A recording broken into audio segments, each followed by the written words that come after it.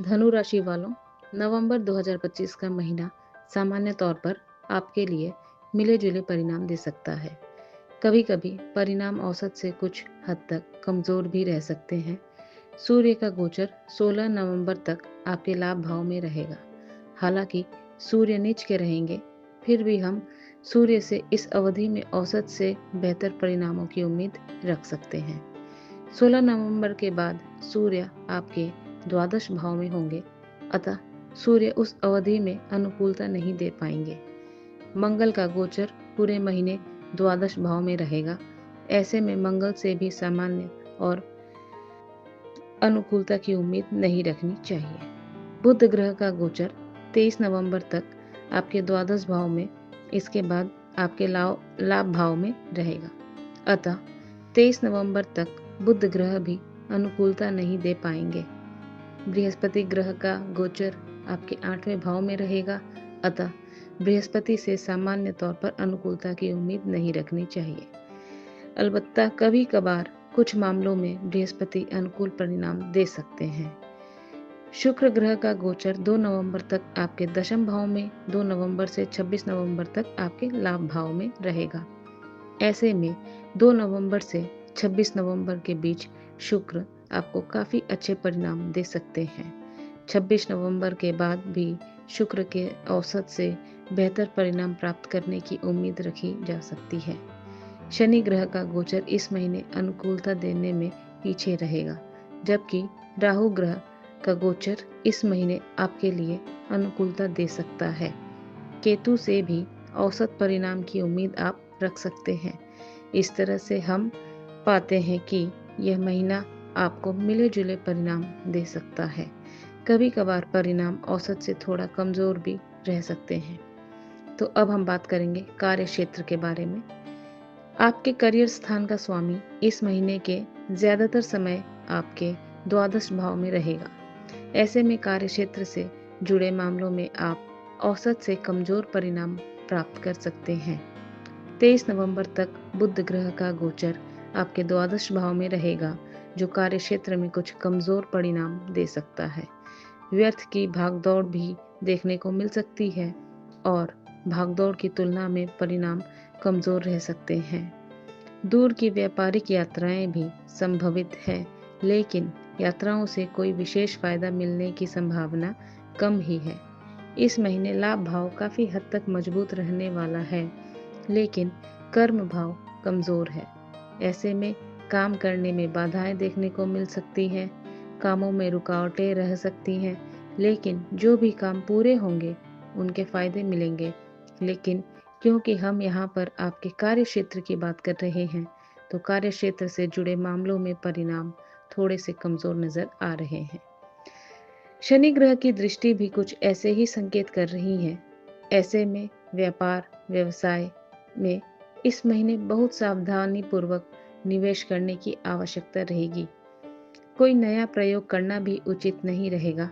हालांकि 23 नवंबर के बाद स्थितियां तुलनात्मक रूप से बेहतर रहेंगी, तो जो भी कुछ करना है 23 नवंबर के बाद करेंगे तो परिणाम बेहतर रहेंगे। वहीं नौकरी आदि से संबंधित मामलों में परिणाम औसत लेवल के रह सकते हैं। छठे भाव का स्वामी शुक्र 2 नवंबर से 26 नवंबर तक आपके लाभ भाव में अपनी ही राशि में रहेगा, जो नौकरी में सामान्य तौर पर अनुकूल परिणाम देने का काम कर सकता है। हालांकि शनि ग्रह की दृष्टि और सूर्य की स्थिति को देखते हुए सब कुछ अच्छा बना रहे, इस बात में तो संदेह है, लेकिन तुलना करें तो व्यापार व्यवसाय की तुलना में नौकरी पेशा लोग ज्यादा बेहतर परिणाम प्राप्त कर सकेंगे। अब बात करेंगे आर्थिक स्थिति के बारे में। आर्थिक मामले की बात करें तो इस महीने आपके लाभ भाव के स्वामी शुक्र ग्रह महीने की ज्यादातर समय अर्थात 2 नवंबर से 26 नवंबर तक आपके लाभ भाव में ही रहेंगे, जो आपको अच्छा लाभ दिलाने का काम करेंगे। भले ही कामों में कुछ रुकावटें देखने को मिले, लेकिन जो भी काम पूरे होंगे उनसे अच्छा लाभ मिलने की बात को शुक्र ग्रह समर्थन देंगे। अर्थात लाभ कमाने में, आमदनी प्राप्त करने में शुक्र ग्रह का अच्छा सहयोग आपको मिल रहा है। वहीं बचत के स्थान के स्वामी शनि ग्रह की स्थिति है तो कमजोर, लेकिन बृहस्पति के प्रभाव के चलते हम उसे औसत स्तर का मान सकते हैं। ऐसे में कोशिश करके आप कमाई का कुछ हिस्सा बचा भी सकेंगे। धन के कारक बृहस्पति का प्रभाव इस महीने आपके खर्च तथा बचत दोनों भावों पर रहेगा। ऐसी स्थिति में खर्च सामान्य तौर पर सार्थक चीजों को लेकर हो सकते हैं, अर्थात इस महीने अगर धन खर्च होगा तो व्यर्थ में ही नहीं खर्च होगा, बल्कि उन्हें आप सार्थक कामों में खर्च करेंगे। यह एक अनुकूल बात है। कुछ मिलाकर देखा जाए तो इस महीने अच्छी आमदनी के योग हैं, लेकिन बचत के मामलों में महीना औसत परिणाम दे सकता है। इसलिए आर्थिक मामलों में इस महीने को हम औसत या औसत से कुछ हद तक बेहतर कह सकते हैं। अब हम जानेंगे स्वास्थ्य के बारे में। नवंबर मासिक राशिफल 2025 के अनुसार स्वास्थ्य के दृष्टिकोण से नवंबर का महीना आपको मिले जुले परिणाम दे सकता है। आपकी लग्न या राशि के स्वामी गृह बृहस्पति रहेंगे तो उच्च अवस्था में, लेकिन 8वें भाव में रहेंगे। साथ ही 11 नवंबर से बृहस्पति वक्री भी हो जाएंगे।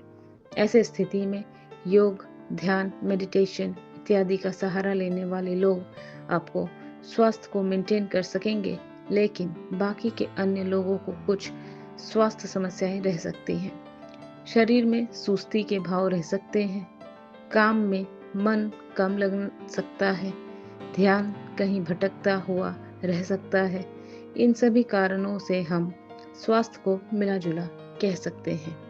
जिन लोगों को हृदय या सीने के आसपास की कोई समस्या पहले से है, उनके लिए अपने स्वास्थ्य का ख्याल रखना जरूरी रहेगा, क्योंकि महीने के पहले हिस्से में हृदय का कारक ग्रह सूर्य नीच अवस्था में रहेगा। वहीं महीने के दूसरे हिस्से में वह द्वादश भाव में रहेगा। मंगल का गोचर आपके द्वादश भाव में रहेगा। चतुर्थ भाव में शनि वक्री अवस्था में रहेंगे। ऐसे में सीने के आसपास की कुछ तकलीफें देखने को मिल सकती हैं। जिन लोगों को स्वास्थ्य आदि से संबंधित कोई परेशानी पहले से है, उनके लिए भी इस महीने स्वास्थ्य को लेकर जागरूक रहना जरूरी रहेगा। वाहन इत्यादि सावधानी से चलाने की सलाह भी दी जाती है, अर्थात स्वास्थ्य के प्रति जागरूक रहने की स्थिति में स्वास्थ्य को संतुलित रखा जा सकता है। अब बात करेंगे प्रेम व वैवाहिक जीवन के बारे में। नवंबर के महीने के लिए यदि आपके प्रेम संबंध की बात की जाए तो इस महीने आपके पंचम भाव से मंगल इस महीने द्वादश भाव में रहेंगे।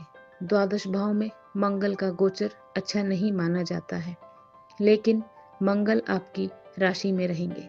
ऐसे में लॉन्ग डिस्टेंस रिलेशनशिप वाले लोगों को कुछ फायदे मिल सकते हैं, लेकिन आसपास रहने वाले लोगों को कुछ परेशानियां रह सकती हैं। हालांकि बृहस्पति का दृष्टि प्रभाव आपके पंचम भाव के स्वामी मंगल पर रहेगा, जो संसारी लोगों को कोई परेशानी नहीं आने देगा।